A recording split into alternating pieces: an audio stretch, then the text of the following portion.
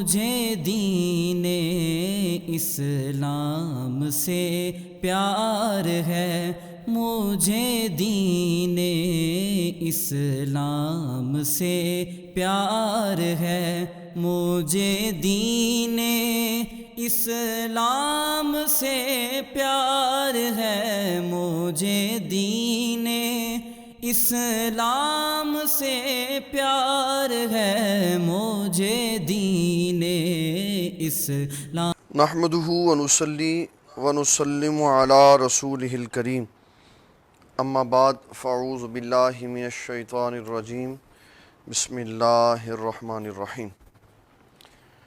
ان اللہ وملائکتہ یصلون علی النبی یا ایہا الذین آمنوا صلوا علیہ وسلموا تسلیما۔ الصلاۃ والسلام علیک یا سیدی یا رسول اللہ وعلی آلک واصحابک یا سیدی یا حبیب اللہ۔ الصلاۃ والسلام علیک یا سیدی یا سید المرسلین وعلی آلک واصحابک یا سیدی یا رحمۃ للعالمین۔ السلام علیکم ورحمۃ اللہ وبرکاتہ۔ آج بخاری شریف میں کتاب العلم کے باب نمبر 33، باب عظت الامام امام النساء و تعلیمہن۔ عظہ یہ مصدر ہے، وعظ یعظ عظۃً، واعظ کرنا، نصیحت کرنا۔ 98 نمبر حدیث مبارک ہے۔ حضرت عبداللہ ابن عباس رضی اللہ عنہ کے بارے میں حضرت عطا کہتے ہیں کہ میں گواہی دیتا ہوں حضرت عبداللہ ابن عباس کے بارے میں یا حضور صلی اللہ تعالیٰ علیہ وسلم کے بارے میں۔ کہتے ہیں یہ نہیں پتہ کہ انہوں نے یہ جو شہادت دی یہ حضور پاک صلی اللہ علیہ وسلم کے بارے میں دی یا حضرت عباس کے بارے میں دی۔ فرمایا کہ عورتوں کو واعظ نہیں ہوتا تھا، مردوں کو ہی صرف واعظ ہوتا تھا۔ تو پھر حضور صلی اللہ تعالیٰ علیہ وسلم آپ پہلے مردوں کو واعظ کرنے کے بعد پھر عورتوں کی طرف جاتے ہیں، پھر ان کو واعظ فرماتے ہیں۔ حضرت سیدنا بلال رضی اللہ تعالیٰ عنہ کو آپ عورتوں میں بھیجتے تھے جب آپ ان کو صدقہ کی تعلیم کرتے ہیں۔ تو عورتیں اپنے کانوں سے بالیاں، اپنے گلوں سے سونے کے ہار اور اپنے ہاتھوں سے انگوٹھیاں اتار کر اللہ کی راہ میں صدقہ کر دیتے ہیں۔ یہ اس باب میں حکم بیان کیا گیا ہے۔ اور حضرت بلال رضی اللہ تعالیٰ عنہ بڑا سا کپڑا لے لیتے اور اس کے اندر یہ سارا کچھ رکھتے۔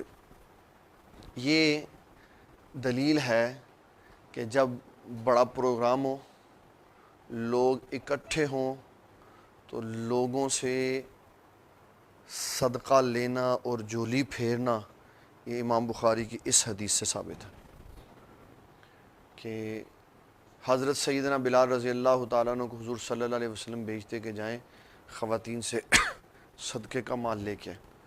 دو مسئلے اس سے واضح ہوئے۔ نمبر 1 کہ عورتوں کو واعظ کرنا، نمبر 2 ان کو صدقہ کی طرف ترغیب دلانا۔ اسلام نے اسی طرح اجازت اور حکم دیا ہے جس طرح مردوں کو صدقہ کرنے کا حکم دیا۔ اور صدقہ کی جو فضیلت ہے وہ بہت زیادہ ہے۔ نبی اکرم شفیع معظم صلی اللہ تعالیٰ علیہ وسلم کی ایک اور حدیث ہے جو 304 نمبر پر بھی آئے گی، اور یہ جو بھی آج ہم نے حدیث پڑھی ہے یہ آگے تقریباً کوئی 14 مرتبہ اور آنی، یہی کہ حضور صلی اللہ تعالیٰ علیہ وسلم نے عورتوں کی طرف حضرت بلال کو بھیجا، انہوں نے صدقے کے لیے سامان دیا۔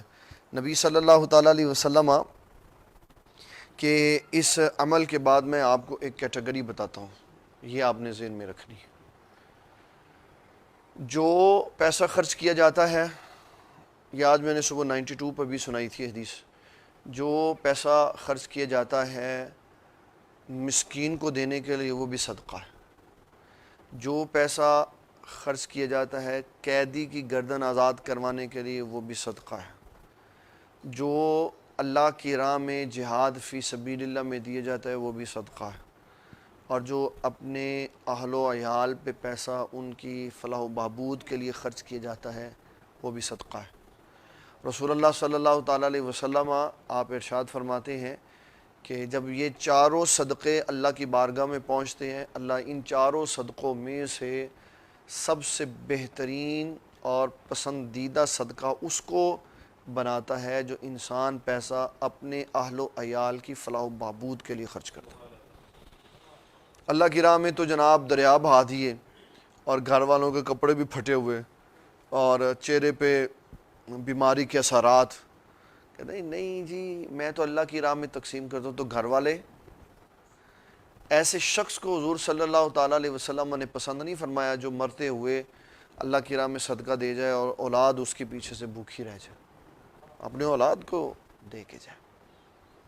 تو اسلام نے پہلا درجہ دیا ہے مال خرچ کرو اپنے اہل و عیال پہ، جب ان پہ خرچ کر لو تو پھر اللہ کی راہ میں بھی صدقہ جتنی گنجائش ہے اتنا صدقہ کرو۔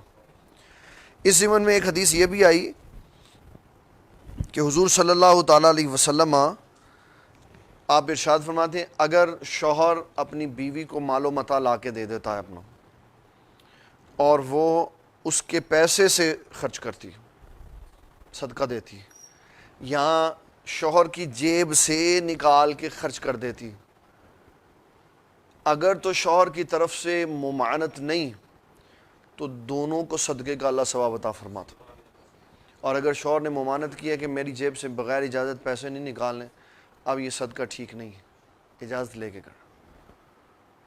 ہاں اگر وہ نان و نفقہ نہیں دیتا پورا تو پھر عورت کے لیے راستہ نکالا گیا ہے شریعت میں کہ وہ اپنے شوہر کے مال میں سے اتنا حصہ نکال سکتی ہے جس سے اس کے بچوں کا نان و نفقہ پورا ہو جائے، باہر دینے کے لیے۔ اور باہر صدقہ دینے کے لیے بھی ایک پراپر پیٹرن دیا رسول اللہ صلی اللہ تعالیٰ علیہ وسلم نے کہ جب کوئی صدقہ مانگنے کے لیے دروازے پہ دستک دے تو گھر کے مالک کو چاہیے پیسے اپنی بیوی کو دے۔ مثال کے طور پہ باہر دستک ہوئی تو میں نے پوچھا تو پتہ چلا باہر مانگنے والا، تو میں نے 10 کا نوٹ یا 50 کا نوٹ اپنی بیوی کو دیا، بیوی نے بچے کو دے دیا، بچے نے ملازم کو دے دیا، تو اب ایک ہی 10 کا نوٹ 4 بندوں سے ہو کر پھر فقیر کے ہاتھ میں گیا۔ تو نبی صلی اللہ تعالیٰ علیہ وسلم کی حدیث کے پیش نظر 4 بندوں کو علیحدہ علیحدہ 10 روپے صدقہ کرنے کا اللہ ثواب عطا فرمائے۔ یہ اللہ کے ہاں ثواب میں تقسیم کاری اس طرح پیسز کے حساب سے نہیں ہوتی کہ 10 روپے تھے تو 4 بندوں سے ہو کے آئے تو 2.5 کا ثواب نہیں، 10 کا ثواب ملے گا۔ تو یہ حضور صلی اللہ تعالیٰ علیہ وسلم کا ارشاد عظیم۔ حضرت عائشہ صدیقہ رضی اللہ تعالیٰ عنہ حضور صلی اللہ تعالیٰ علیہ وسلم کی بڑی وفادار اور باوفا سلیقہ شعار بیوی تھی۔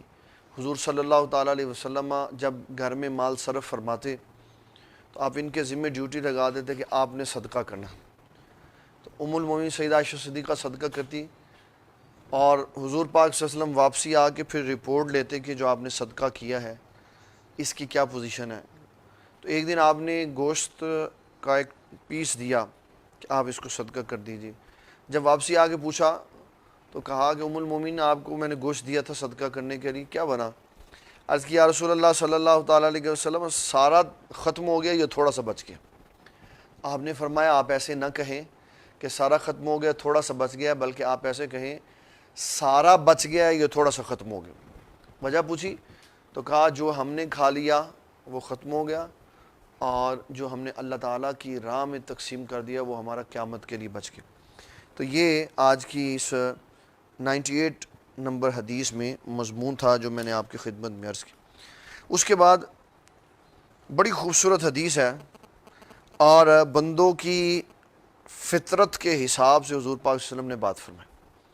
حضرت ابو ہریرہ رضی اللہ تعالیٰ عنہ آپ فرماتے ہیں میں نے نبی صلی اللہ تعالیٰ علیہ وسلم سے عرض کی حضور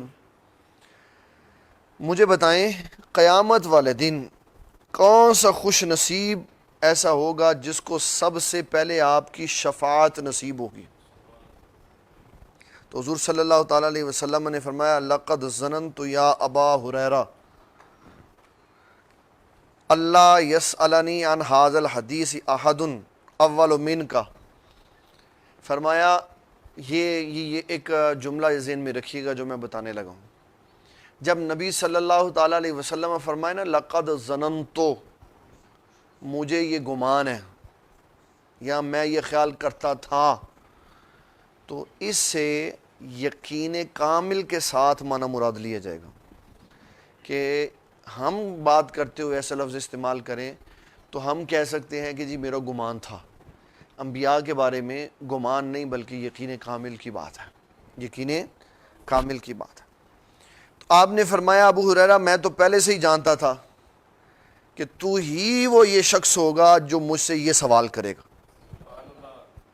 سب سے پہلا شخص ہوگا جو مجھ سے یہ سوال کرے گا کہ حضور قیامت والے دن آپ کی شفاعت کا سب سے زیادہ حقدار کون ہوگا. تو آقا کریم صلی اللہ تعالیٰ علیہ وسلم نے پھر وجہ بھی بتا دی. فرمایا لما رأیت من حرصک علی الحدیث، میں جانتا ہوں، میں نے یہ دیکھا ہے کہ آپ حدیث کے بارے میں بڑی توجہ رکھتے ہیں. میں حرص کا معنی نہیں کرتا، جس طرح قرآن مجید میں حریص کا لفظ آیا نا حضور پاک کے لیے، تو اس میں اعلیٰ حضرت نے معنی کیا آپ ایمان والوں کے بڑے چاہنے والے ہیں. ویسے حرص حریص کا مطلب لالچی ہوتا، لیکن یہ لفظ کیونکہ اپنی اصل کے اعتبار سے اس کا معنی کمزور ہے، تو ہم جب اس کو نبی صلی اللہ تعالیٰ علیہ وسلم جیسی شخصیت کے لیے بولیں گے تو پھر آپ کی شان اور وقار کے مطابق اس کا معنی کریں. فرمایا آپ ایمان والوں کے بڑے چاہنے والے ہیں. تو یہاں کہا کہ میں یہ دیکھتا ہوں کہ آپ حدیث کے بارے میں بڑی جستجو رکھتے ہیں، آپ حدیث کے بارے میں ابو ہریرہ بڑی جستجو رکھتے ہیں، اس لیے مجھے پتا تھا یہ سوال آپ ہی کریں گے. اب سنیں، قیامت والے دن میری شفاعت میرے بندوں میں سے سب سے پہلے اس کے لیے ہوگی جس نے اخلاص کے ساتھ اپنے دل اور نفس کے ساتھ ارادے کے ساتھ یہ جملہ پڑھا ہوگا لا الہ الا اللہ. جس نے اخلاص کے ساتھ پڑھا ہوگا میری شفاعت سب سے پہلے اس کے لیے ہوگی، میری شفاعت سب سے پہلے اس کے لیے. اور یہ میں نے کل اس بات کی وضاحت کر دی تھی کہ جہاں بھی حدیث میں لا الہ الا اللہ کا ذکر آئے تو اس سے مراد ہے لا الہ الا اللہ محمد الرسول اللہ. اللہ اکبر.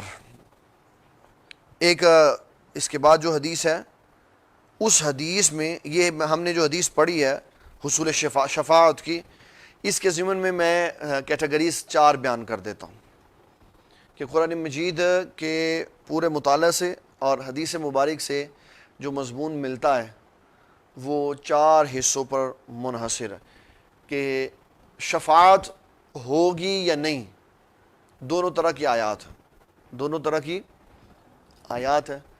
اور اصولی موقف یہ ذہن میں رکھنا ہے کہ قیامت والے دن کوئی بھی شخص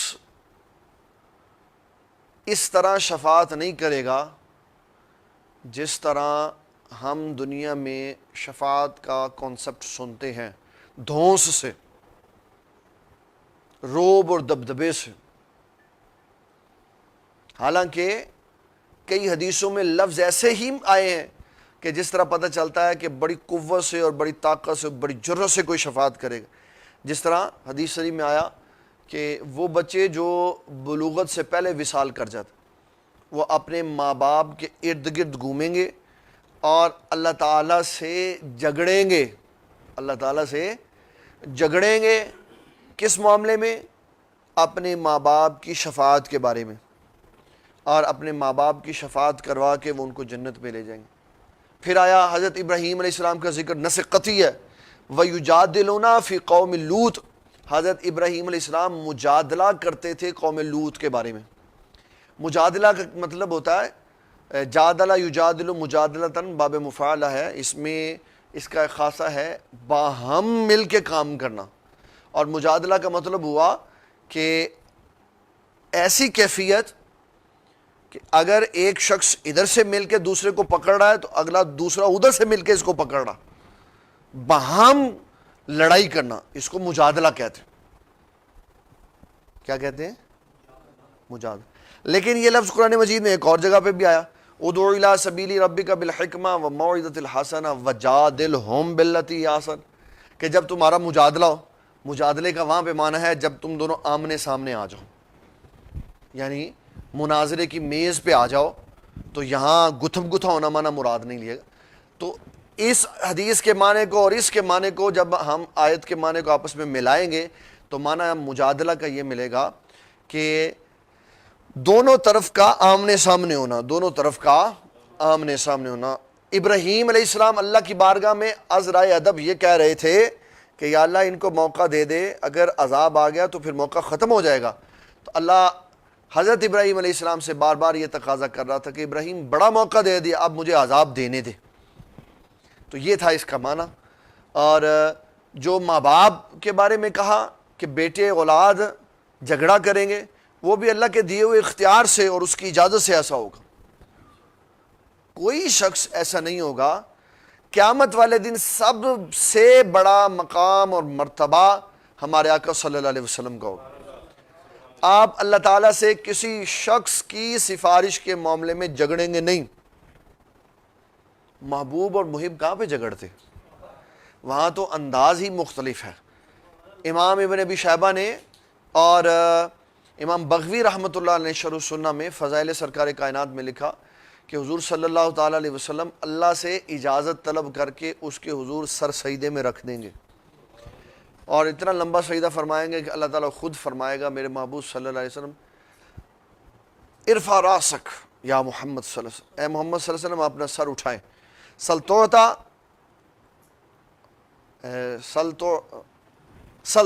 اشفا تو شفا، آپ سوال کریں، جو مانگیں گے میں آپ کو دوں گا، اور جس کی سفارش کریں گے میں سفارش قبول فرما لوں.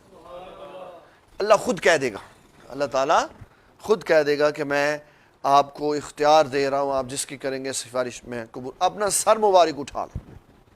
تو قیامت والے دن جو بھی سفارش ہوگی وہ کوئی دونس نہیں ہوگا، اللہ تعالیٰ سے مقابلہ نہیں ہوگا، اور نہ یہ ہوگا کہ اللہ تبارک و تعالیٰ جل مجید الکریم کسی کو اجازت ہی نہیں دے گا تو لوگ ایسے ہاتھوں ہاتھ پکڑ کے اس کو جنت میں لے جائیں گے. ایسا نہیں ہوگا. سب کچھ اس کی مرضی، اس کی منشا، اس کی اجازت سے ہوگا، اور یہی اللہ تعالیٰ کی عظمت و شان دکھائی جائے گی وہاں پہ. پھر جب شفاعت کبریٰ کا دروازہ کھل جائے گا حضور صلی اللہ علیہ وسلم کی سفارش سے، وہ شفاعت کبریٰ مومنوں کافروں کے لیے ہوگی. پھر اس کے بعد جو شفاعت ہوگی وہ چار حال سے خالی نہیں ہوگی.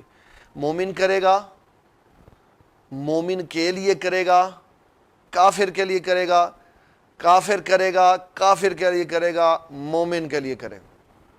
چار کیٹیگریز. مومن مومن کے لیے کرے گا، مومن کافر کے لیے کرے گا، کافر کافر کے لیے کرے گا، کافر مومن کے لیے کرے گا. کافر کو کافر کے لیے شفاعت کرنے کی اجازت نہیں ہوگی، دروازے ختم، بند. کافر مومن کے لیے بھی سفارش نہیں کر سکے گا، دروازہ بند.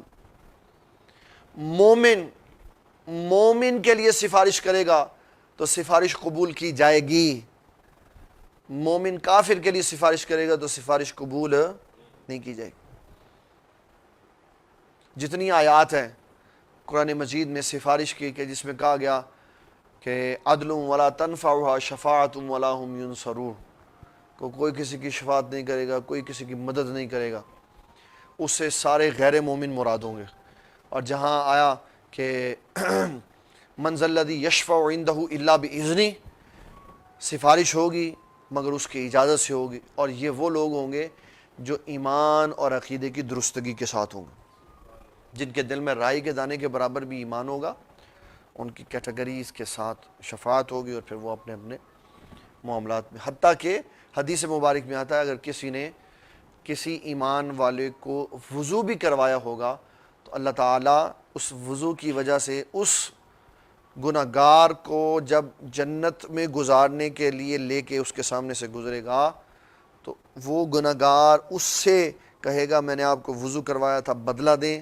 وہ پوچھے گا کیا چاہیے، تو کہے گا اللہ کے حضور میری سفارش کر کے مجھے اس عذاب سے بچائیں اور جنت میں ساتھ لے کے.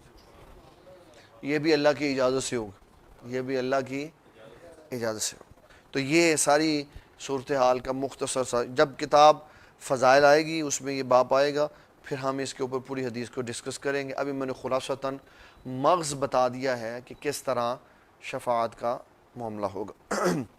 دوسری حدیث ہے، اس کے بعد ایک باب ہے جس کا نمبر ہے باب نمبر 35۔ کیف یقبض العلم، کیسے علم قبض کر لیا جائے، علم کیسے اٹھ جائے گا۔ اور یہ جو ہے یہ ترجمۃ الباب ہے، حدیث نہیں ہے جو میں پڑھنے لگا ہوں۔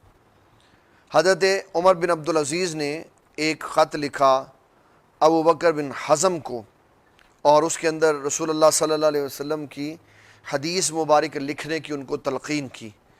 ان کو کہا کہ میں یہ خوف محسوس کر رہا ہوں کہ علم کے درس کم ہیں اور علماء جا رہے ہیں، تو کہا کہ آپ حدیثیں لکھ لیا کریں کہ مجھے خوف ہے کہ کہیں علم ختم نہ ہو جائے۔ تو پھر ساتھ بتا دیا کہ علم کے ختم ہونے کا معنی یہ ہے کہ یہ نہیں ہوگا کہ لوگوں کے سینوں سے علم اٹھا لیا جائے، یہ نہیں ہوگا، بلکہ علم کے قبض ہو جانے کا مطلب ہے علماء وصال کر جائیں۔ دیکھیں نا کتنے بڑے بڑے عالم وصال کر جاتے ہیں اور صدیاں لگتی ہیں ان کا خلا پر ہوتے ہوئے، خلا نہیں پر ہوتے، خلا پر نہیں ہوتے۔ تو علماء کا چلا جانا دنیا سے، یہ میں اس کے اوپر جو حدیث ہے وہ پڑھ دیتا ہوں آپ کو۔ حدیث نمبر ہے 100 اور راوی ہیں حضرت عبداللہ بن عمر بن عاص رضی اللہ تعالیٰ عنہ۔ آپ فرماتے ہیں سمعت رسول اللہ صلی اللہ تعالیٰ علیہ وسلم، میں نے حضور پاک صلی اللہ علیہ وسلم سے سنا، یقول، آپ فرما رہے تھے، ان اللہ لا يقبض العلم انتزاعا ينتزعه من العباد ولكن يقبض العلم بقبض العلماء۔ فرمایا کہ بے شک اللہ تبارک و تعالی علم کو لوگوں کے سینوں سے نہیں نکالے گا، لیکن علم نکل جانے اور اٹھ جانے کا مطلب یہ ہوگا کہ علماء وصال کر جائیں، علماء وصال کر جائیں۔ یہ جو ہمارے ہاں جملہ بولا جاتا ہے نا، موت العالمی موت العالمی، کہ عالم کی موت عالم کی موت ہے، عالم کی موت ایک جہاں کی موت ہے، کہ ایک بندہ جو فقیہ بھی ہوتا ہے، وہ محدث بھی ہوتا ہے، وہ مدرس بھی ہوتا ہے، کئی مسندوں کو اس نے سنبھالا ہوتا ہے، وہ علم کا فیضان لوٹا رہا ہوتا ہے، اور جب وہ وصال کرتا ہے تو وہ سارے میدان خالی ہو جاتے ہیں۔ ہماری بڑی بڑی شخصیات ہیں، مولانا فیض احمد اویسی صاحب ہیں، مولانا منظور احمد شاہ صاحب ہیں، قاضی مظفر اقبال ہیں، میرے والد گرامی رحمۃ اللہ علیہ، یہ وہ ہستیاں ہیں جنہوں نے کئی محاذوں کے اوپر کام کیا ہوا۔ ایک ایک شخص پوری تحریک رہا ہے۔ اب وہ جو چلے گئے تو اب وہ نقصان تو پورا نہیں ہو سکتا۔ تو علم کے اٹھا لینے کا مطلب یہ ہے کہ علماء اٹھا لیے جائیں۔ تو حضرت عبداللہ بن عمر بن عاص رضی اللہ تعالیٰ، اور آگے جملہ کیا فرمایا، یہ بڑی قابل غور سننے والی بات۔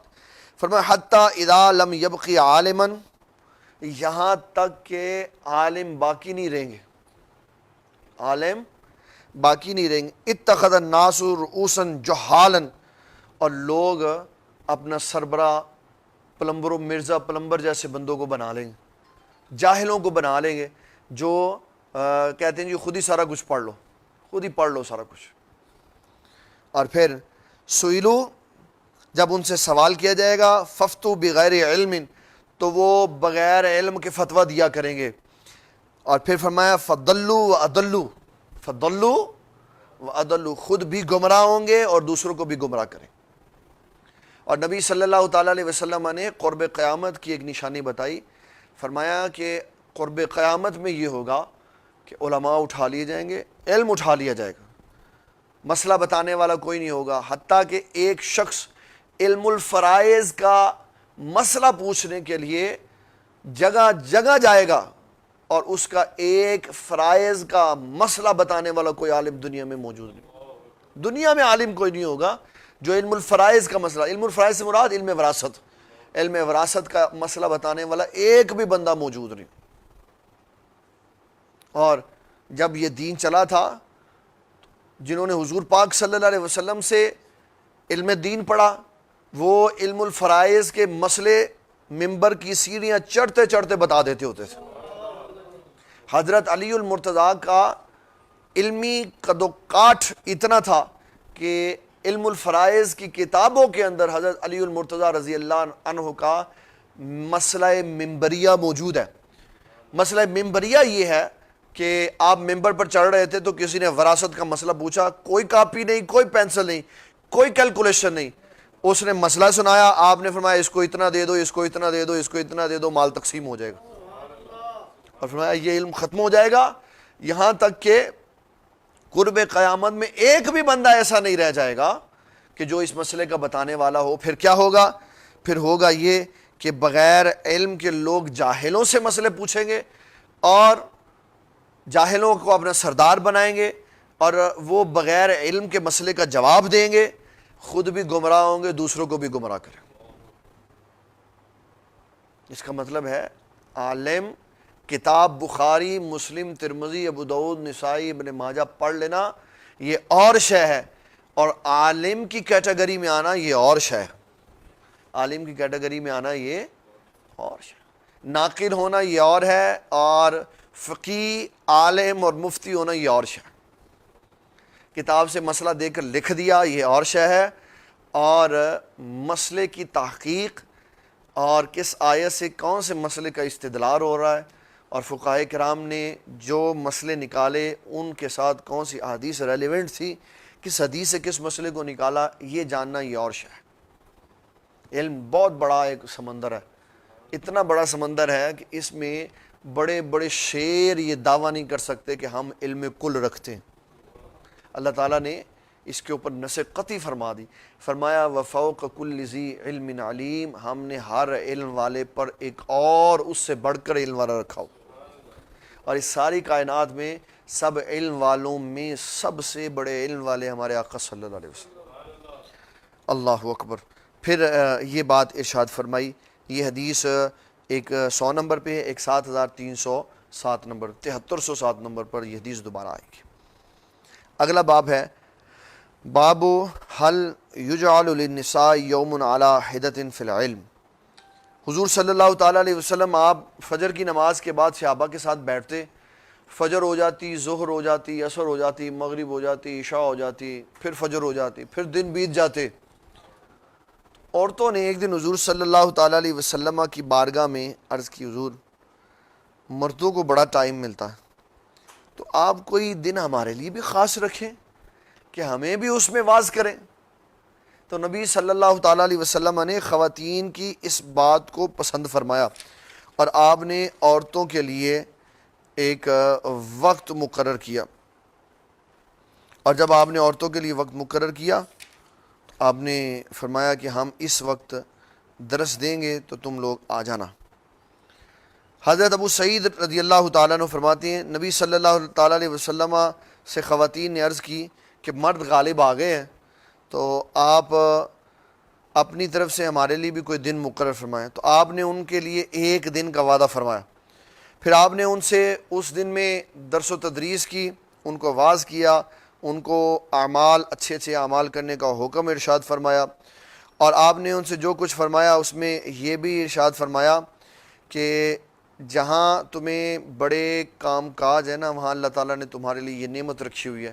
اگر کوئی عورت 3 بچوں کو جنم دے اور تینوں فوت ہو جائیں تو قیامت والے دن اللہ تعالیٰ کے حضور اپنے ماں باپ کی وہ سفارش کریں گے، دوزخ سے حجاب بن جائیں گے۔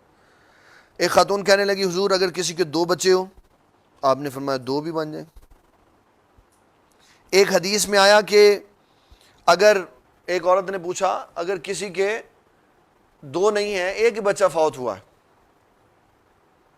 تو آقا کریم صلی اللہ علیہ وسلم نے فرمایا وہ ایک ہی آڑ ہو جائے گا، اس ایک کی اس نے اگر تربیت کی ہوگی، ایک بچہ اس کا فوت ہو گیا ہوگا، تربیت کی بات نہیں ہے، ایک بچہ اس کا فوت ہو گیا ہوگا تو وہ ایک ہی بچہ اپنے ماں باپ کو بخشوانے کے لیے کافی۔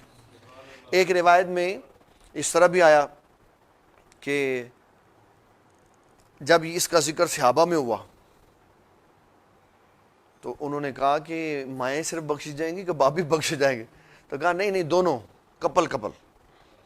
تو کہا کہ 3 کی تو بات بتا دی، 2 کی بتا دی، تو پھر ایک کی بھی بتا دی.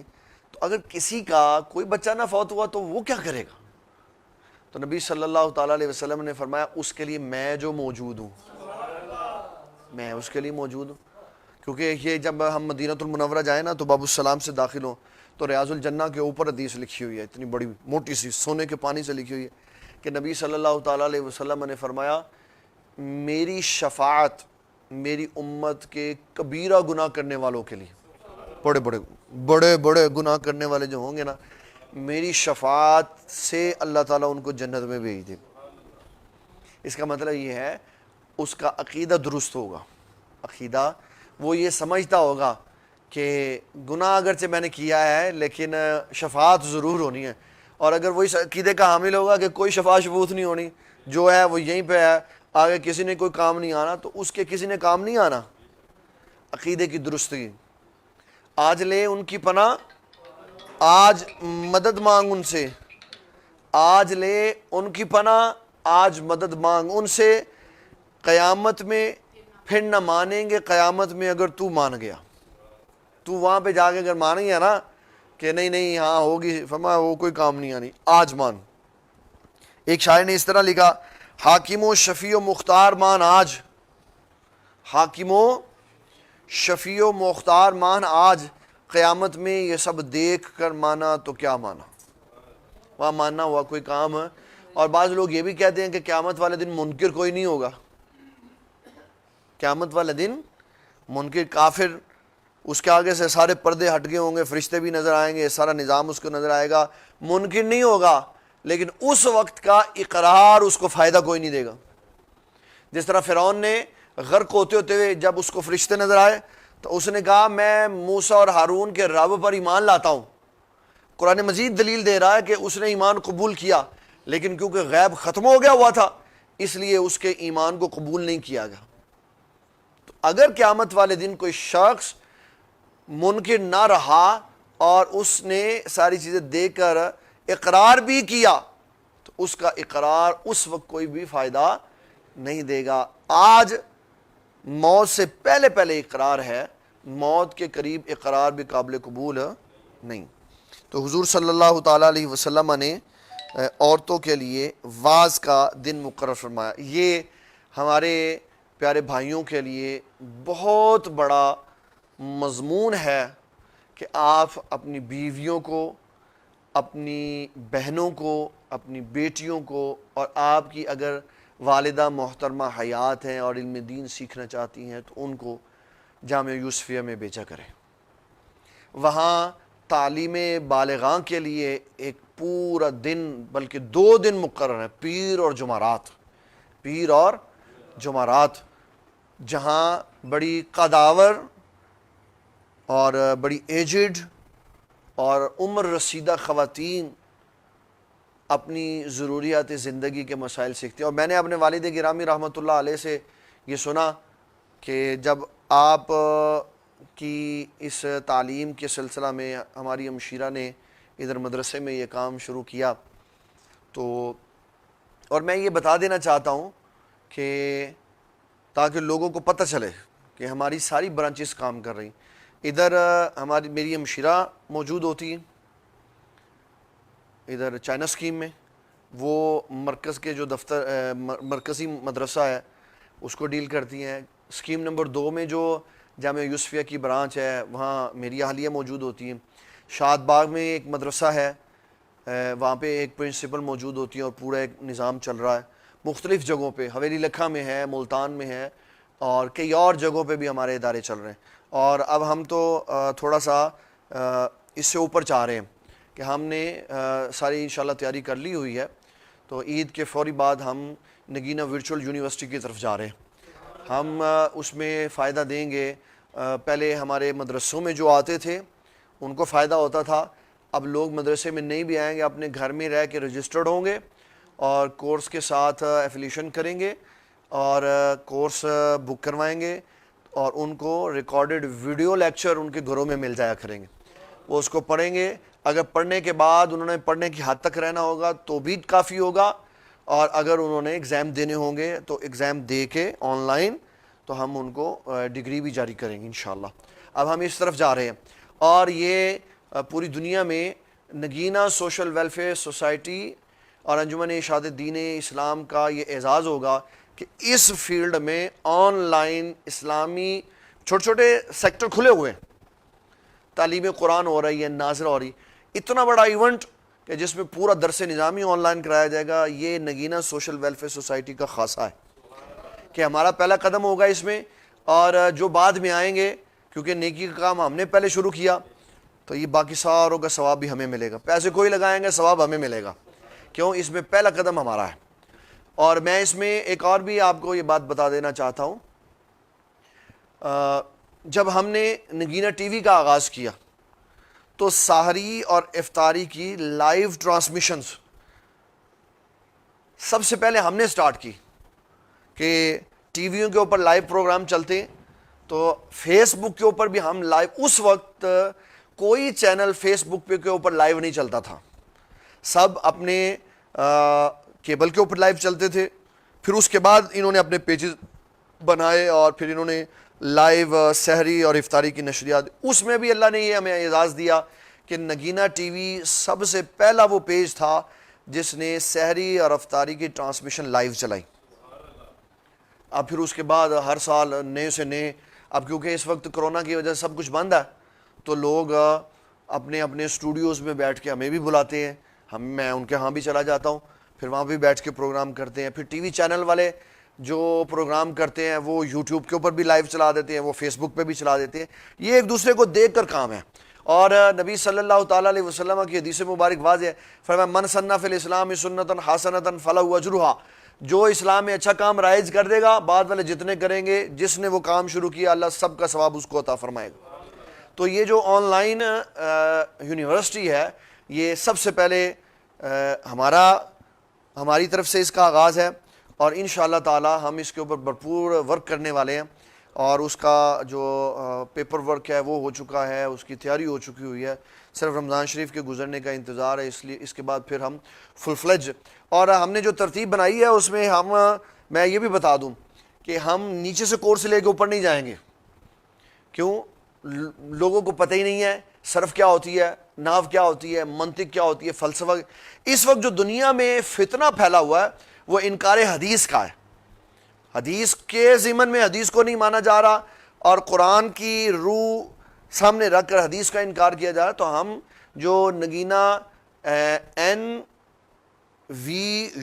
نگینہ ورچوئل یونیورسٹی .edu.pk اس سسٹم کے تحت جو ہم آ رہے ہیں, تو ہم انشاءاللہ جو لوگوں کو مواد دیں گے وہ اوپر سے شروع کریں گے کہ پہلے ہم حدیث پیش کریں گے, اور بخاری, مسلم, ترمذی, ابو داؤد, نسائی, ابن ماجہ, یہ ساری کتابوں کے لیکچر آئیں گے.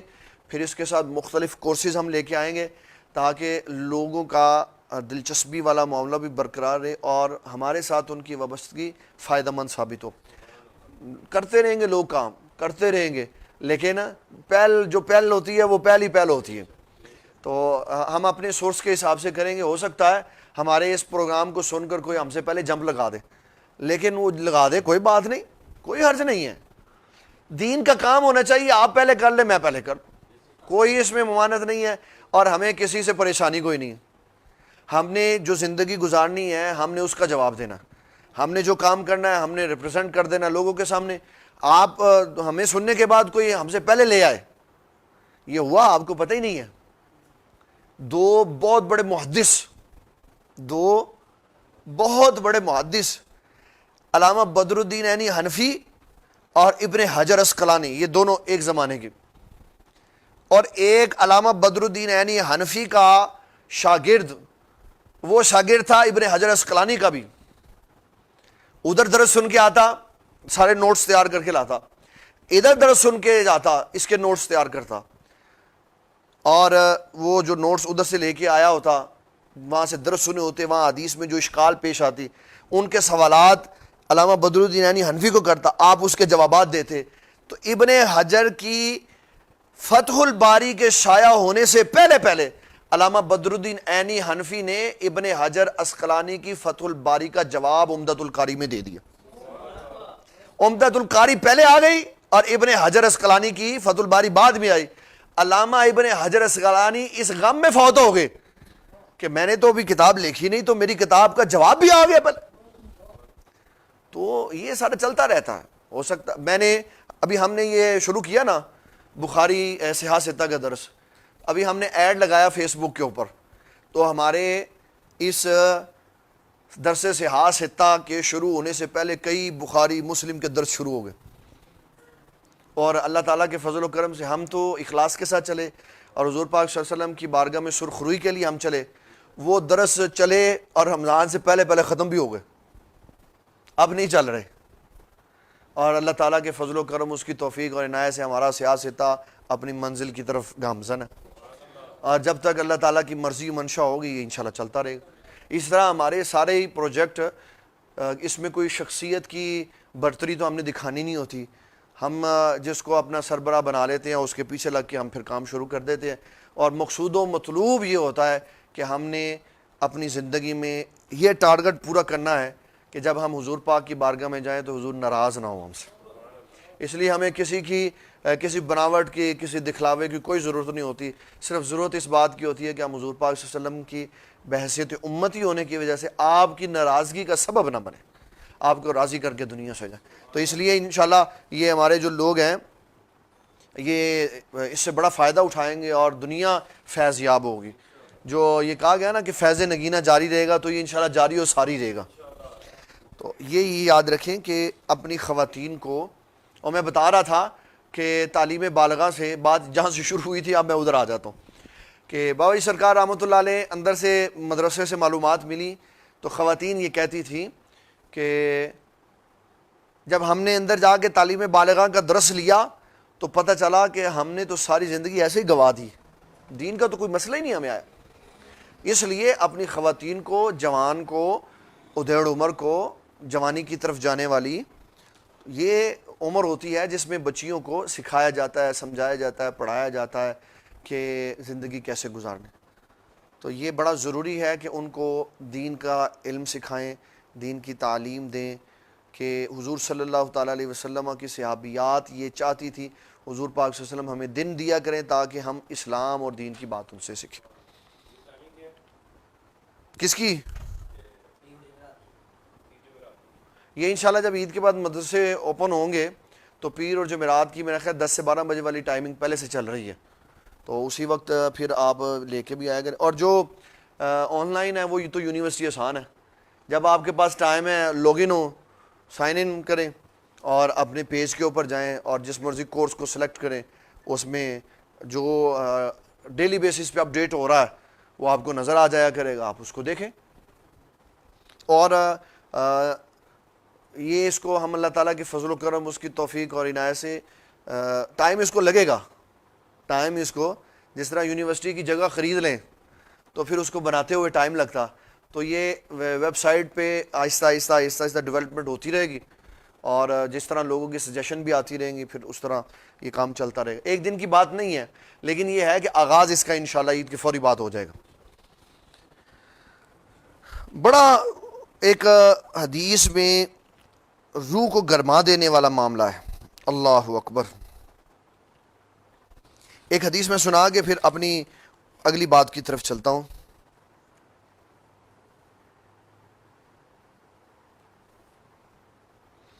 حضور صلی اللہ تعالی علیہ وسلم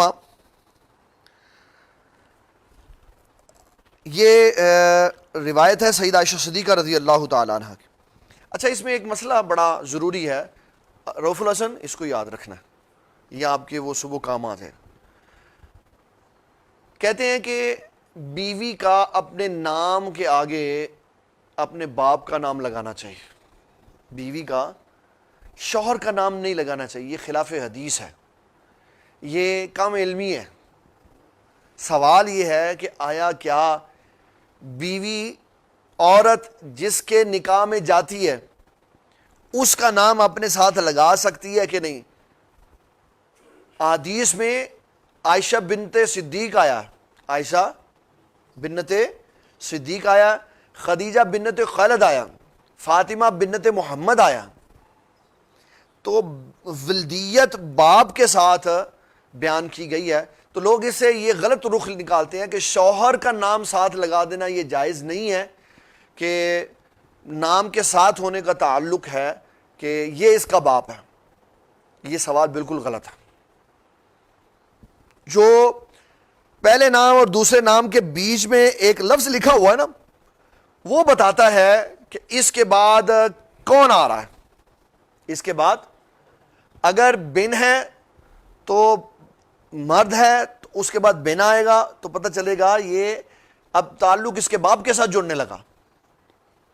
اور اگر بیٹی ہے اس کے بعد اس کے باپ کا نام ہے تو کہا جائے گا عائشہ بنت صدیق یا عائشہ بنت ابو بکر، کہ سید عائشہ صدیقہ رضی اللہ تعالیٰ عنہ ہیں جو بیٹی ہیں حضرت ابو بکر صدیق کی۔ اس ضمن میں اگر کوئی یہ کہے کہ بیوی کا اپنے شوہر کا نام لگا لینا یہ اسلام نے اجازت نہیں دی، تو یہ حدیث کا نمبر یاد رکھے، حدیث کا نمبر یاد رکھے، حدیث کا نمبر ہے 103۔ حدیث ہے 103، اور اس میں جو عبارت بیان کی گئی ہے انا عائشہ زوج النبی صلی اللہ تعالی علیہ وسلم، اس سے معنی یہ مراد ہے کہ عورت چاہے تو اپنے تعلق کو بیان کرتے ہوئے یہ بھی کہہ سکتی ہے کہ میں فلاں ہوں، فلاں کی بیٹی ہوں، اور چاہے تو یہ بھی کہہ سکتی ہے کہ میں فلاں ہوں، فلاں کی بیوی ہوں۔ اب یہ موقع کی مناسبت کے اوپر ہے کہ اس کو فوائد زیادہ ملتے ہیں، اس کو رعب اور دبدبہ زیادہ ملتا ہے، یا اس کی شان اور وقار زیادہ بلند ہوتی ہے باپ کا نام لگانے سے یا شوہر کا نام لگانے سے۔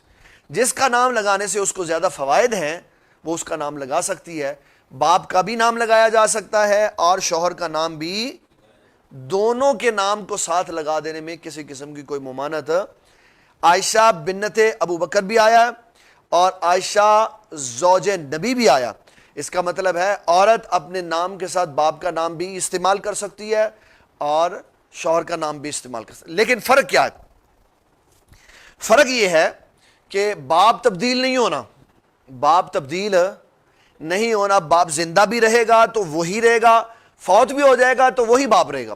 لیکن اگر عورت اپنے نام کے ساتھ اپنے شوہر کا نام لگا لیتی ہے اور شوہر وصال کر جاتا، پھر اس کے بعد دوسرا نکاح کرتی ہے تو پھر سارے ڈاکومنٹس دوبارہ تبدیل کرے گی، تو یہ ملکی سطح پہ اس کو ہو سکتا ہے کہ ڈاکومنٹس کی تبدیلی میں دقت کا سامنا ہو، تو وہ بہتر ہے کہ اپنے باپ کا نام لگائے۔ لیکن اگر وہ شوہر کا نام بھی لگا لیتی ہے اور ڈاکومنٹ بھی تبدیل کروا لیتی ہے تو اس کے لیے دونوں راستے جائز ہیں۔ ڈاکومنٹس تبدیل کروانے میں پیسے کا ضیاع ہے، وقت کا ضیاع ہے اور تکلیفیں ہیں، اور آپ کو پتہ ہے ہمارے پاکستان میں کوئی کام کتنا مشکل ہوتا۔ میرا شناختی کارڈ ختم ہوا، کتنے مہینے ہو گئے، میں نے بننے کے لیے دیا، وہ بننے کے لیے گیا، پتہ نہیں کدھر چلا گیا۔ اب وہ کرونا آ گیا، وہ کرونا ختم ہوگا، دفاتر کھلیں گے تو پھر وہ آئی ڈی کارڈ اپڈیٹ ہو کے آئے گا۔ تو ڈاکومنٹس کی تبدیلی پاکستان میں بڑا مشکل ہے، تو اس لیے وہ ڈاکومنٹس بنائیں جو آپ کو بار بار تبدیل نہ کرنے پڑے۔ ویسے مرد اور عورت دونوں کے معاملے میں اجازت ہے، جس کا مرضی نام اپنے ساتھ بیچ میں رشتہ بتا دیں کہ یہ رشتہ کیا ہے، اس کا اس کے ساتھ کیا تعلق ہے۔ میں ایک مثال آپ کو سناتا ہوں۔ عبداللہ بن ابی ابن سلول، عبداللہ بن ابی ابن سلول، اب لگتا ہے کہ عبداللہ بیٹے ہیں عبداللہ بن ابی کے، اور وہ بیٹے ہیں ابن سلول کے، وہ بیٹے ہیں، حالانکہ ایسا نہیں ہے۔ ایک ہی لائن کے اندر سارا بیان کر دیا، ان کا باپ کا نام بھی اور ان کی ماں کا نام بھی، اور بتا دیا یہ اس کے بیٹے ہیں اور وہ اس کی بیوی ہے۔ دو علیحدہ علیحدہ ٹکڑے بیان کر دی، کہا عبداللہ یہ بیٹے ہیں ابی کے اور عبداللہ بیٹے ابن سلول کے،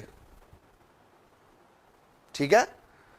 تو یہ حدیث میں طریقہ کار بیان ہوا جو ہمارے پاس ایک سند کے طور پہ رہتا ہے۔ تو سید عائشہ صدیقہ رضی اللہ تعالیٰ عنہ اگر بیان ہو عائشہ بنت ابی بکر، یہ بھی درست ہے، اور اگر بیان ہو عائشہ زوج النبی صلی اللہ علیہ وسلم یا زوج النبی صلی اللہ علیہ وسلم تو یہ بھی درست ہے۔ کیوں نہیں استعمال ہوتا؟ ہمارے ہاں یہ ایک بندہ ہے ہمارے ملٹی میڈیا ڈپارٹمنٹ کا، اس کا نام ہے علی بن جاوید، بن نہیں نہ ہوتا تو آپ کا نام ہے رؤف الحسن. آپ کے ابو جی کا کیا نام ہے؟ محمد اکرم. ہم اپنی اردو زبان میں بعض خاندان والے نام فیشنی رکھتے. ہمارے شاد باغ میں ایک بندہ ہوتا تھا تو اس کے 4 بیٹے تھے اور چاروں کے بحیثیت بیٹے نام علیحدہ تھے اور آگے والے چاروں کے نام بھی مختلف تھے. تو وہ لوگ کہتے ہیں تو سارے دا ابا ایک ہی ہے کہ علیحدہ علیحدہ کر. تو یہ کیونکہ سمجھ نہیں نا ہے. میرا نام ہے خلیل احمد یوسفی. میرے والد گرامی رحمۃ اللہ علیہ پیر طریقت رہبر شریعت حضرت علامہ منیر احمد یوسفی رحمۃ اللہ علیہ. ہم دونوں کے درمیان جو کامن شے ہے وہ ہے یوسفی. کیوں؟ ہم ایک سلسلے سے وابستہ ہیں. اگر کوئی مجھ سے پوچھے گا یا میری سند جب دیکھی جائے گی تو کہا جائے گا خلیل احمد یوسفی بن منیر احمد یوسفی. وہ جگہ دیکھی جائے گی کہ جس جگہ پہ اس کا نام بیان ہو رہا ہے یا تعلق بیان ہو. تو اس حدیث میں بیان کیا ام المومنین سیدہ عائشہ صدیقہ رضی اللہ تعالیٰ عنہ جو بیوی ہیں حضور صلی اللہ تعالیٰ علیہ وسلم کی، فرماتی ہیں نبی اکرم شفیع معظم صلی اللہ تعالیٰ علیہ وسلم نے مسئلہ سنایا تو میں نے عرض کی حضور مجھے سمجھ نہیں آئی، دوبارہ بتائیں. تو آقا کریم صلی اللہ تعالیٰ علیہ وسلم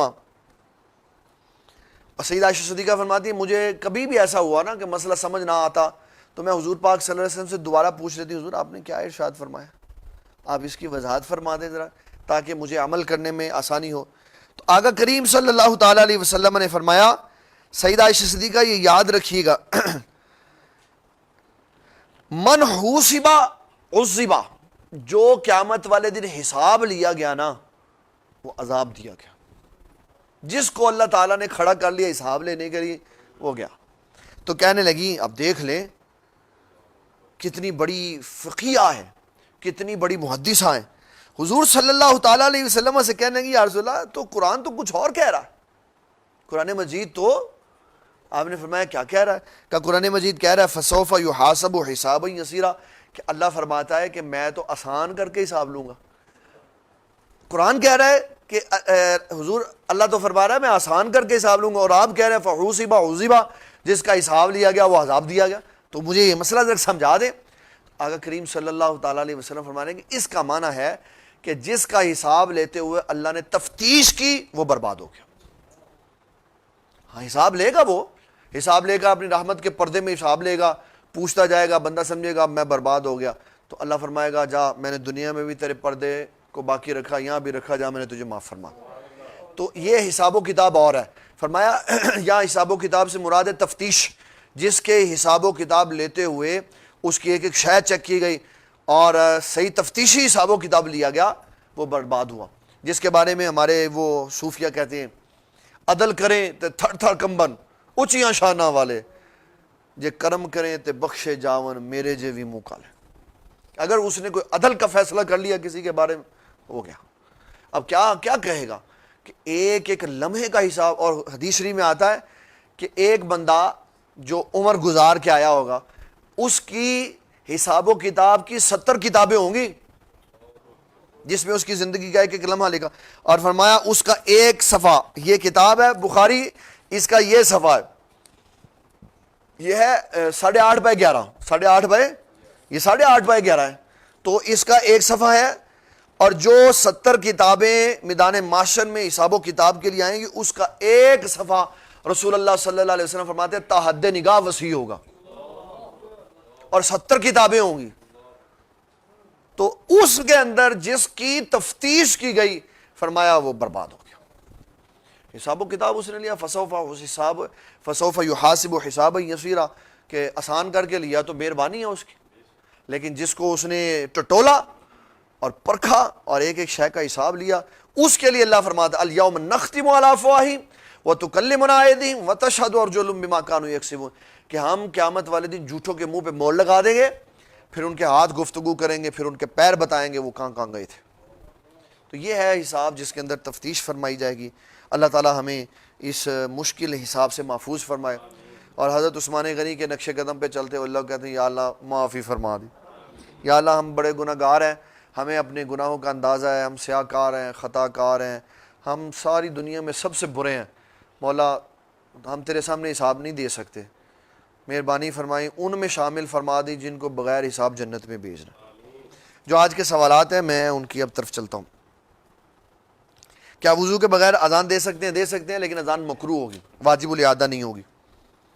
اگر حضور صلی اللہ علیہ وسلم کی کوئی حدیث مبارک سے ثابت ہو کہ وقفے سے نماز پڑھنے کی تو بتائیں، اگر نہیں تو یہ جو لوگ نماز وقفے سے پڑھ رہے ہیں اس کا ذمہ دار کون ہے، علماء اکرام یا حکماء؟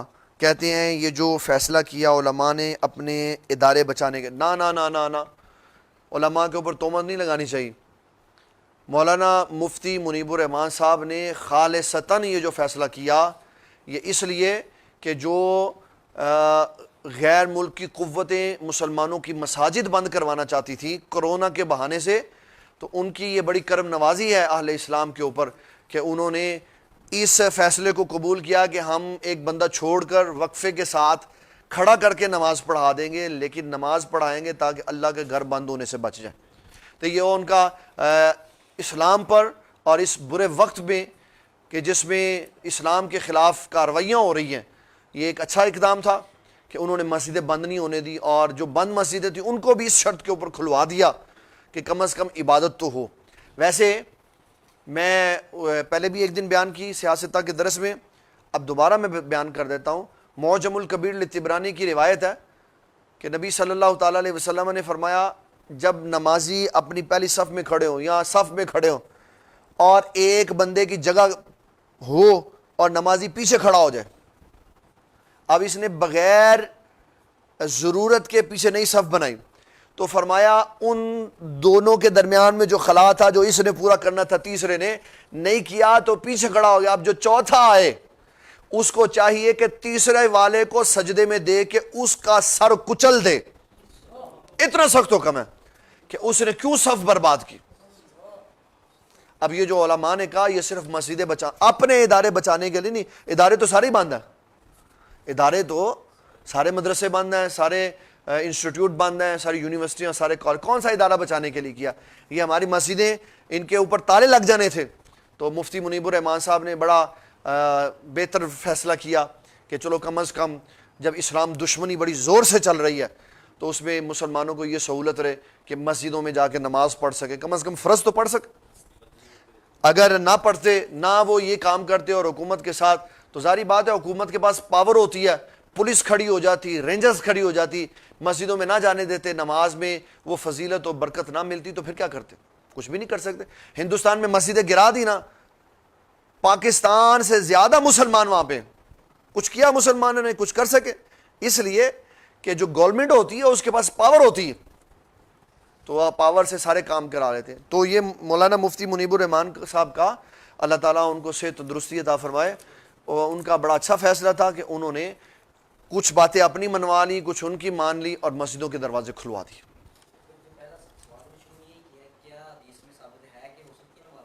دیکھیں، نماز خراب ہوتی ہے جب نماز کے فرائض اور واجبات ان کی ادائیگی نہ ہو۔ صف میں کندھے کے ساتھ کندھا ملا کے کھڑا ہونا یہ فرائض اور واجبات میں سے نہیں ہے۔ یہ نبی صلی اللہ تعالیٰ علیہ وسلم کے ان احکامات میں سے ہے جس میں جب ہم ساتھ مل کے کھڑے ہوں گے نا تو نماز کو فرق نہیں پڑے گا، محبت کو فرق پڑے گا۔ جب کندھے کے ساتھ کندھا ملا ہوا ہوگا تو دل کے ساتھ، رسول اللہ صلی اللہ علیہ وسلم فرماتے ہیں، دل مل جائے گا۔ یہ مسلمانوں کے دل جدا کر دیے انہوں نے۔ اب جب یہ ختم ہوگا تو پھر مسلمان ایک دوسرے کے ساتھ کندھے کے ساتھ کندھا ملا کے کھڑے ہوں گے اور پھر اللہ سے دعا کریں گے، یا اللہ پہلے کی طرح ہمارے دل بھی آپس میں جوڑ دیں۔ اس کا بوجھ ان لوگوں کے اوپر ہے جنہوں نے ظلمن حکم نافذ کیا کہ صفوں کے درمیان میں خلا رکھو۔ ہم نے سنا قیامت والے دن پہلے سوال نماز کا ہو، لیکن بخاری شریف کی حدیث کے مطابق پہلے اللہ تعالیٰ قتل کا فیصلہ کرے گا۔ وضاحت فرما دیں۔ عثمان پیارے بھائی، مختلف چیزیں آتی ہیں کہ پہلے اس کا سوال ہوگا، پہلے اس کا سوال ہوگا۔ تو نماز کا سوال عبادات کی جب پوچھ گچھ ہوگی تو پہلے نماز کا سوال ہوگا، اور جب معاملات کی پوچھ گچھ ہوگی تو پہلے قتل کا سوال ہوگا۔ جی ابھی ہیں، جی ابھی آپ کی باری بعد میں ہے۔ اگر والدین مرشد پاک کے پاس جانے پر خفا ہوں تو کیا کرنا چاہیے؟ والدین کی چاہت ہوتی ہے کہ نوکری کے بعد جو ٹائم بچے ہیں ان کے پاس گزارے، رہنمائی فرمائیں۔ ہمارے جو مرشد ہیں ہمارے جو مرشد وہ تو علی اعلان یہ کہتے ہیں کہ پتر ماں باپ دے کول ویلا گزارو، ماں باپ دے کول ویلا گزارو، ہفتے وار پروگرام میں آ جاؤ اور وہاں آ کے دین سیکھو اور جو کچھ چاہیے وہاں سے لے جاؤ، سارا ہفتہ ماں باپ کے پاس رہو، 2 گھنٹے ہمیں دے دو۔ تو اگر ماں باپ کہیں کہ آپ ہمارے پاس وقت گزاریں، ہماری خدمت کریں، تو ان کی خدمت کریں، پھر ان کی خدمت کے بعد جو وقت بچ جائے اس میں علم دین سیکھ لیں، اس میں اپنے شیخ کے پاس چلیں، کوئی حرج نہیں۔ کیا نماز جوڑ کر پڑھی جا سکتی ہے، جیسے ظہر، عصر، مغرب اور عشاء ساتھ ساتھ؟ ہاں پیارے بھائی، احادیث میں یہ مضمون بہت زبردست قسم کا موجود ہے۔ اسلام نے جب کتاب الصلاۃ آئے گی تو اس میں نمازوں کے اوقات آئیں گے، اس میں اوقات کے حساب میں بتاؤں گا، میں اس کا جواب ابھی آپ کو دے دیتا ہوں تاکہ آپ کی تھوڑی سی تسلی ہو جائے۔ ہمارے ملک پاکستان میں مختلف نظریات کے لوگ رہتے ہیں، ان میں ایک یہ جہلم والا بھی رہتا ہے، اس کا بھی وہی نظریہ ہے جو فقہ جعفریہ والوں کا ہے۔ فقہ جعفریہ والے بھی یہی کہتے ہیں کہ ظہرین پڑھ لینی چاہیے اور مغربین پڑھ لینی چاہیے، ظہرین پڑھ لینی چاہیے۔ اچھا، اب جو ٹرم ہے وہ کیا ہے؟ ٹرم ہے کہ ایک نماز کے وقت میں دوسری نماز جمع کریں، اس کو کہتے ہیں جمع تقدیم، اس کو کیا کہتے ہیں؟ اور دوسری نماز کے ساتھ پہلی نماز جمع کریں، اس کو کہتے ہیں جمع تاخیر۔ ایک ہے وقتی ٹائم، جس نماز کا وقت ہے وہ پڑھیں۔ جمع تقدیم، پیچھے والی نماز کو آگے والی نماز کے ساتھ پڑھنا، یہ میدان عرفات میں ظہر اور عصر اکٹھا کر کے پڑھنا ہے، اس کے علاوہ جمع تقدیم کوئی نہیں۔ جمع تاخیر ہے مزدلفہ میں مغرب اور عشاء کے وقت میں پڑھنا۔ امت کی سہولت کے لیے نبی صلی اللہ تعالیٰ علیہ وسلم نے 2 نمازیں اکٹھی کی اپنے اپنے وقتوں میں، کہ ظہر آخری وقت میں پڑھی اور پھر پڑھ کے انتظار فرمایا، جب عصر کا ابتدائی وقت شروع ہوا تو عصر اپنے وقت میں پڑھی۔ اس طرح یہ 2 نمازیں آپس میں ملی۔ اس طرح اگر کوئی دوران سفر کر لیتا ہے، یہ عام حالات میں بھی کر لیتا ہے کہ ایک نماز اپنے آخری وقت میں پڑھ لیتا ہے، دوسری نماز اپنے پہلے وقت میں پڑھ لیتا ہے، تو بظاہراً یہ اکٹھی ہو گئی ہیں، لیکن وہ نماز اپنے آخری وقت میں ہے، وہ پہلے وقت میں ہے۔ یہ بھی جائز ہے، وہ بھی جائز ہے، ایسا کرنا بھی جائز ہے اور ایسا کرنا بھی جائز ہے۔ لیکن ظہر کے وقت میں عصر کی نماز پڑھ لینا یہ بھی ناجائز ہے، اور مغرب کی نماز کو عشاء کے وقت میں پڑھنا یہ بھی ناجائز ہے۔ جہاں جائز ہے وہ میدان عرفات اور میدان مزدلفہ ہے۔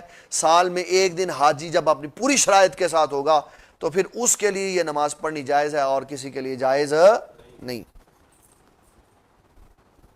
کیا اللہ تعالیٰ نے تبارک و تعالیٰ نے دنیا کا نظام اپنے اولیاء کے ہاتھوں میں دیا؟ اس کی تعداد 356 ہے، اور مرتبے یا رتبے 1 3 5 7 40 300 ہے۔ کسی حدیث مبارک قرآن مجید کا ذکر آیا؟ محترم المقام، اللہ تبارک و تعالیٰ ساری کائنات کا خالق و مالک ہے، ٹھیک ہے؟ جس طرح اس نے اپنی اس دنیا کو بغیر کسی کی مدد سے بنایا ہے نا، اسی طرح وہ اپنی دنیا کے نظام کو بغیر کسی کی مدد سے چلاتا ہے۔ مجوس کا یہ عقیدہ ہے، مجوس کا، کہ 2 خدا ہیں، نیکی والا خدا اور ہے، برائی والا خدا اور ہے۔ یہ مجوس کا عقیدہ، وگرنہ دنیا کے ہر مذہب میں بنیادی کانسیپٹ خدا کا ایک ہی ہے، پھر اس کے بعد اس کے شریک اور فلانا فلانا فلانا فلانا کام کرتے ہیں۔ اللہ تعالیٰ جل مجید الکریم خالق کائنات سارا نظام خود بنایا، سارا نظام خود چلاتا ہے، نہ اس کو نیند آتی ہے نہ اس کو اونگ آتی ہے، کوئی کام نہیں اس کو ہے اس طرح کا کہ جو انسانوں کے ساتھ وابستہ ہے۔ جب ایسا نہیں ہے، اس کے باوجود کہ وہ خالق کائنات ہے، وہ ڈیوٹیاں فرشتوں کو بانٹ دیتا ہے، ڈیوٹیاں فرشتوں کو بانٹ دیتا ہے۔ اسی طرح اس نے کئی اشیاء اپنے نبیوں کے سپرد بھی فرمائی۔ مثلا ہوا کے اوپر حضرت سیدنا سلیمان علیہ السلام کو اختیار دیا، ہوا کے اوپر سیدنا سلیمان علیہ السلام کو اختیار۔ تو اگر وہ اپنے پیارے بندے کو کوئی اختیار دے دیتا ہے تو یہ اس کی عطا ہے۔ مالک کائنات کون ہے؟ اللہ۔ مالک کائنات کون ہے؟ اچھا، میں اس کی ایک مثال عقلی سمجھا دیتا ہوں۔ پولیس ہے نا، پولیس، اوپر وزیر اعلیٰ، وزیر اعلیٰ کے بعد ہے آئی جی، وزیر اعلیٰ کے بعد ہے آئی جی، آئی جی کے بعد ہے D I G, D I جی کے بعد ہے ایس پی، پھر ہے ڈی ایس پی. اس طرح نیچے کر کے ان کی کیٹیگریز چلتی. حلقے تقسیم ہوتے ہیں. توحید کو کوئی فرق پڑا؟ کوئی توحید کو فرق پڑا؟ بھئی ایک چیز بنی ہوئی ہے. اگر یہ کہہ دیا جائے کہ اولیاء کرام کے ہاں اللہ تعالیٰ جل مجدہ الکریم کے پیارے پیارے بندوں نے حلقے بانٹے ہوئے ہیں، حلقے بانٹے ہوئے ہیں، یہ چائنا اسکیم کا حلقہ فلانے کے پاس ہے، شاد باغ کا حلقہ فلانے کے پاس ہے، تو یہ حدیث کا مضمون ہے. نبی صلی اللہ تعالیٰ علیہ وسلم نے فرمایا شام میں ہر وقت 40 ابدال موجود رہتے ہیں. اگر کسی نے یہ مضمون پورا تفصیل سے پڑھنا، میرے پاس اس وقت ٹائم نہیں ہے، تو بابا جی کی کتاب 40واں کیا ہے یہ پڑھے، اس کے اندر سارا لکھا ہوا ہے کہ ابدال کیا کیا ڈیوٹی دیتے. اب ایک بندے نے پڑھی نہیں کتاب، انہیں کہنا نہیں جی نہیں جی ایسے ہی گلاں نے جی، اگر ڈیوٹی دے دیں تو دسو سارا شام برباد ہو گیا کہ نہیں، حلب برباد ہو گیا کہ نہیں، تو دسو خانہ کعبہ بند ہو گیا کہ نہیں. اللہ تعالیٰ دے اختیارات کتنے گئے بابا؟ یہ مشیت ہے اس کی. یہ کیا ہے؟ مشیت ہے. جس طرح اس نے نظام چلانا ہوتا ہے، مرضی اور ہوتی ہے، منشا اور ہوتی ہے. جس بندے کو ساری زندگی اللہ کی مرضی اور اللہ کی منشا کے درمیان فرق نہیں پتا ہوا، وہ بھی بیٹھا بخاری مسلم کا درس دیتا. اگر 25,000 روپے اور 3.5 تولے سونا موجود ہے، 1 سال گزر گیا تو کیا زکوٰۃ؟ بالکل پیارے بھائی زکوٰۃ دینی پڑے گی. 3.5 تولے کا مطلب ہے اب بھائی جان کیلکولیٹ کریں، 90,000 ضرب 3.5 پلس 25,000،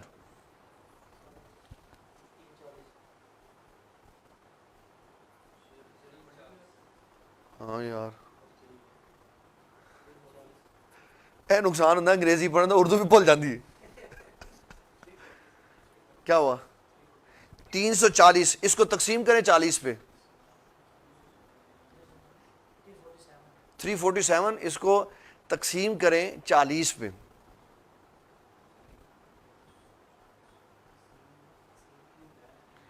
ڈیوائڈ.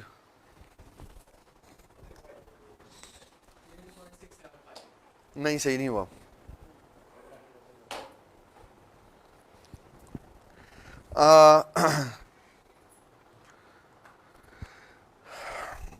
$90,000 کا ہے جناب 1 تولہ سونا، تو یہ کہہ رہے ہیں 3.5 تولہ سونا پلس 25,000، 3,40,000 تقسیم 40، تو 3,40,000 روپیہ اگر کسی کے پاس ہو تو 8,500 روپیہ وہ زکوٰۃ دے گا. کتنی زکوٰۃ دے گا؟ 3,40,000 کو بریکٹ کے وہ اندر رکھیں گے. صاحب نصاب ہے بابا. جب پیسے ہیں نا، ساتھ پیسے ہیں، تو سونا 3.5 تولے ہے اور پیسے بھی موجود ہیں، تو نصاب چاندی کا ہوگا.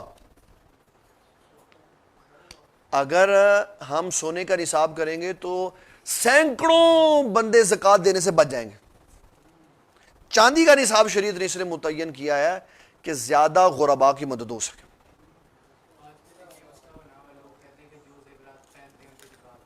سونا چاندی پہنے نہ پہنے اس کے اوپر زکوٰۃ ہے، کیونکہ سونا چاندی گھر میں بھی موجود ہو وہ زکوٰۃ کے مال میں شمار ہوتا ہے. فرعون کو فرشتے کیسے نظر آئے؟ وہ تو غیر نبی تھا. اللہ اکبر. پیارے بھائی آصف ثاقب صاحب، فرعون بادشاہ تھا انسان، اور ہر وہ بندہ جب اس کی روح قبض کرنے کے لیے فرشتے آ جاتے ہیں اور غیب ختم ہو جاتا ہے، جس کو کہتے ہیں موت کا وقت، نزاع کا عالم، تو پھر سارے فرشتے نظر آتے ہیں. تو یہ اس کے نزاع کے عالم کی میں نے بات بتائی کہ جب نزاع کا عالم تھا تو اس کو فرشتے نظر آئے. پھر اس نے کہا آمنت برب موسیٰ و ہارون، کہ میں موسیٰ اور ہارون کے رب پر ایمان لاتا ہوں. تب اس کا ایمان قابل قبول نہیں ہو. اگر مالک نے 40,000 روپے کسی کام کے لیے اور مارکیٹ ریٹ پہ ہی تھا اور رسید بھی سائن کر لی، بعد میں بندے یہ مجھے سوال نہیں سمجھ آیا, ابھی بعد میں پھر اس کو کرتے ہیں. کیا ایک نوکری کرنے والا شخص ان کلاسز میں داخلہ لے سکتا ہے؟ میرے پیارے بھائی رضوان صاحب, اللہ تعالیٰ آپ کی عمر دراز فرمائے. ہماری ان کلاسز میں دنیا کا ہر بندہ داخلہ لے سکتا ہے, مسلمان بھی اور غیر مسلم بھی. نگینہ ورچوئل یونیورسٹی کی قانونی حیثیت بھی ہوگی یا نہیں, یعنی ڈگری وغیرہ؟ جی جی پیارے بھائی, جب یہ یاد رکھیں, میں آپ کو بتانے لگا ہوں بڑی, اب آپ نے پتہ کی بات پوچھی تو پتہ کی بات بتانا. جو EDU ہے نا, EDU, یہ ویب سائٹ اس وقت تک ملتی نہیں ہے جب گورنمنٹ آپ کی قانونی حیثیت تسلیم نہیں کرتا. ہاں جی, رجسٹریشن نہیں ہوتی EDU کی جب تک آپ کی قانونی حیثیت تسلیم نہیں کی جاتی. ہم نگینہ, ہمارا جو یہ نگینہ یونیورسٹی ہے یہ نگینہ سوشل ویلفیئر سوسائٹی کے تحت ہے, اور ہمارا نگینہ ویلفیئر سوسائٹی کا ادارہ یہ گورنمنٹ آف پنجاب کے تحت رجسٹر ہے. اور ہمارے مدارس جو 8 بورڈ ہیں پنجاب کے, ان کے اندر ایک پورا پراپر بورڈ ہے ہمارا جس کو تنظیم المدارس کہا جاتا ہے, اس کی رجسٹریشن بھی ہمارے پاس ہے. تو ہمیں EDU کی جب یہ ویب سائٹ ملتی ہے تو اس کا مطلب ہے ہم قانونی طور پر لیگل ہیں کہ ہم اپنے ادارے کی سند اور ڈگری بنا کے لوگوں کو دے سکتے. مسز فلاں کہنا بھی درست ہو گیا پھر؟ جی بالکل درست ہے, فلاں کی بیوی. پاک پتر شریف میں موجودہ باب الجنت کے حوالے سے رہنمائی فرما. حالے نہیں, آج نہیں ٹائم گا. آج کل بنت یا زوجہ کے ساتھ استعمال نہیں ہوتا, صرف فاطمہ اقبال. اب کوئی پتہ نہیں چلتا کہ یہ اقبال کی بیٹی ہے یا بیوی, اس کے بارے میں کیا ہو. یہ بھی ٹھیک ہے, یہ بھی ٹھیک ہے. فاطمہ اقبال, اگر آپ نے پوچھنا ہے کہ جناب اقبال صاحب کیا لگتے ہیں آپ کے, تو آپ پوچھ لیں, سوال کر لیں کہ محترمہ میں اپنی کنفیوژن دور کرنا چاہتا ہوں کہ ایک اقبال میرا بھی رشتہ دار ہے, اب میں یہ دیکھنا چاہتا ہوں آپ ان کی بیوی ہیں کہ بیٹی ہیں, تو آپ بتائیں آپ فاطمہ بنت اقبال ہیں یا فاطمہ زوج اقبال ہیں؟ کوئی حرج نہیں. عرف میں باپ کا بھی نام استعمال کرنے کی اجازت ہے اور شوہر کا نام بھی. ابھی میں نے حدیث سے آپ کو یہ دلیل دی ہے یار. ہم کیا پڑھ رہے ہیں؟ بخاری. ہم قرآن و سنت پڑھ رہے ہیں اور ہمارے سارے قانون وہیں سے نکل کے آتے ہیں. ٹھیک ہے جی, آپ نے اس کے بارے میں کیا کہا؟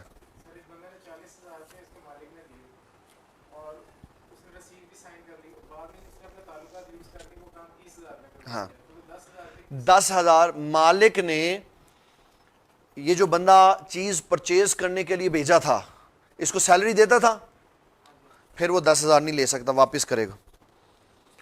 اس نے اس کو پرچیزنگ کی تنخواہ دی ہوئی ہے, پرچیزر رکھا ہوا کہ جناب آپ جا کے چیزیں خرید کے لایا کرے, اس کی سیلری دیتا, پھر یہ بیچ میں سے پیسے نہیں لے سکتا. اگر مالک نے اس کو کہا, اجازت دی ہے کہ بھئی کوئی تم 10 روپے 20 روپے چھڑوا لیں تو وہ تیرے, پھر ٹھیک ہے. اگر وہ نہیں اجازت تو پھر نہیں ایسا کر سکتا. کوئی اور سوال؟ جی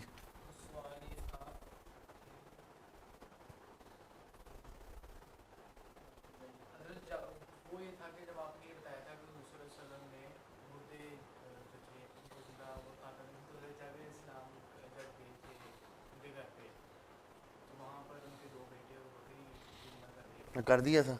میں نے یہ نہیں کہا کہ اللہ تعالیٰ نے یہ معجزہ آپ کو نہیں دیا ہو, میں نے تو کہا کہ ان پیارے بھائی نے سوال یہ کیا کہ اس دن سوال ہوا تھا کہ حضور صلی اللہ تعالیٰ علیہ وسلم نے مردے زندہ کیے, تو آپ نے سوال کے مطابق جواب نہیں دیا. بھائی جان کہہ رہے ہیں کہ حضور پاک صلی اللہ علیہ وسلم نے 2 بچے زندہ کیے, 2 بچے. حضرت جابر رضی اللہ عنہ کے گھر جب آپ کھانے کے لیے گئے تو آپ کیونکہ پہلے آئے تھے تو آپ نے اپنی بیوی کے ساتھ مل کر بکری کا بچہ ذبح کیا, تو دونوں بیٹوں نے دیکھا. تو جب ابا جان ذبح کر کے اندر چلے گئے گوشت بنانا اور باقی کام کے لیے, تو ایک بھائی نے دوسرے کو لٹا کے گلے پہ چھری چلا دی, وہ شہید ہو گیا. دوسرا ڈر کے چھت پہ گیا, اوپر سے نیچے گر گیا, دونوں شہید ہو گئے. تو والدہ نے اور آپ نے حضرت جابر نے دونوں بچے اندر کمرے میں لٹا دیے. جب حضور صلی اللہ علیہ وسلم کو کھانا کھلا دیا پھر آپ کو بتایا تو آپ صلی اللہ علیہ وسلم نے شفقت فرمائی تو دونوں زندہ ہو گئے. یہ کہہ رہے ہیں یہ کیوں نہیں بتایا؟ میں نے کہا میں نے تو اس سے بھی بڑا جواب دیا تھا آپ کو کہ حضور صلی اللہ تعالیٰ علیہ وسلم نے تو انبیاء ان کو زندہ کرتے تھے جو پہلے زندہ تھے پھر مردہ ہوئے، تو حضور صلی اللہ تعالیٰ علیہ وسلم نے ان کو زندگی عطا فرمائی جو پہلے زندہ بھی نہیں تھے. آپ نے کنکریوں کو کلمہ پڑھا دیا. تو یہ وہ بات بتانا اس بات کی نفی نہیں ہے، وہ بات بتانا اس بات کی نفی نہیں ہے.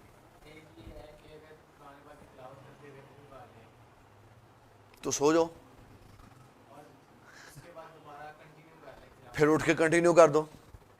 جب بندہ بیٹھ کے تلاوت قرآن مجید کر رہا ہے، بیٹھ کے اور قرآن مجید سامنے پھٹی کے اوپر پڑا ہوا اور وہ تلاوت کرتے کرتے کرتے سو گیا